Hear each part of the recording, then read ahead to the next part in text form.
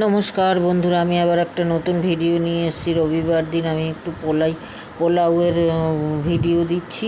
গোবিন্দভোগ চাল নিয়ে 600 মতো নিয়েছি। এতে আমার 11 কাপ মতো হয়েছে।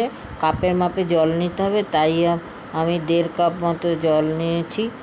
নিয়ে সেই হিসাবে তার মধ্যে 2 কাপ আমি দুধ মিশিয়ে দিয়েছি, দিয়ে জলটা গুলে রেখেছি এবং চালটা ধুয়ে শুকিয়ে নিয়ে আধ ঘন্টা মতো রেখেছি। তার মধ্যে আদার রস আর হলুদ গুঁড়ো মিশিয়েছি, আমি ফুড কালার দিইনি, দিয়ে মিশিয়ে রেখে দিয়েছি। 2-4টে কাঁচা লঙ্কা চিড়ে রেখে দিয়েছি।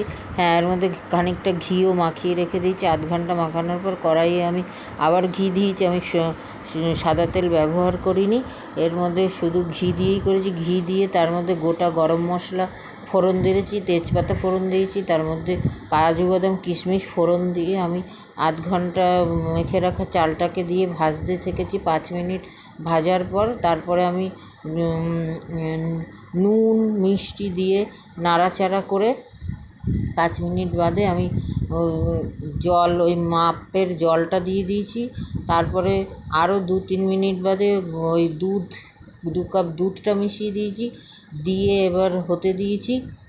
আমি এর মধ্যে চিনি সমপরিমাণে দিয়ে দিয়েছিলাম, নুন আর চিনি। তারপরে ফুটতে দিয়েছি। ফোটার পর যখন এরকম ঝরঝরা মতো হয়ে এলো, তখন নামানোর আগে আমি আবার খানিকটা চিনি এবং ঘি দিয়েছি। দেওয়ার পর আমি ঝরঝরা যখন হয়ে গেছে একদম মোটামুটি, আর একটু মিষ্টি যে লাগলে আপনারা দিয়ে নিতে পারেন, যারা বেশি মিষ্টি খায়। আমিও মোটামুটি মিষ্টিই করেছি, পোলাও মিষ্টি হয়। নামিয়ে আমি গরম গরম পরিবেশন করেছি। আমার মেয়ের তো প্রচণ্ড ভালো লেগেছে। আমি অবশ্য এটা করি, আমার মেয়ের, আমার হাজব্যান্ডের ভীষণই ভালো লাগে। তারপর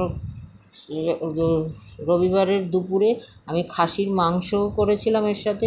খাসির মাংসের রেসিপিটা আমি পরে দেবো, আপনারা করে খেয়ে দেখবেন, ভীষণই ভালো লাগবে। আমার ফ্যামিলির তো ভালো লেগেছে, আপনাদেরও ভালো লাগবে আশা করছি। এরকমভাবে করলে ভালোই লাগবে।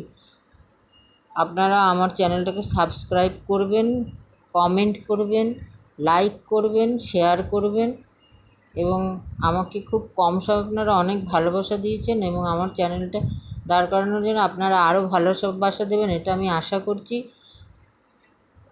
করে খেয়ে দেখুন এবং গেস্ট আসলে গেস্টদেরও সহজে করে দিতে পারবেন। এবং যারা শুধু নিরামিষ খায় তাদের এরকম মিষ্টি মিষ্টি পোলাও করে আলুর দম কিংবা পনির করে দিলে সেটা দিয়েও তারা খেতে পারে এবং খুবই ভালো লাগে, বাচ্চাদের মুখেও ভালো লাগে। আবার কাঁচা লঙ্কাটা আমি দিই, যেহেতু অনেকে একটু ঝাল ঝাল খেতে ভালোবাসে, কাঁচা লঙ্কাটা মেখে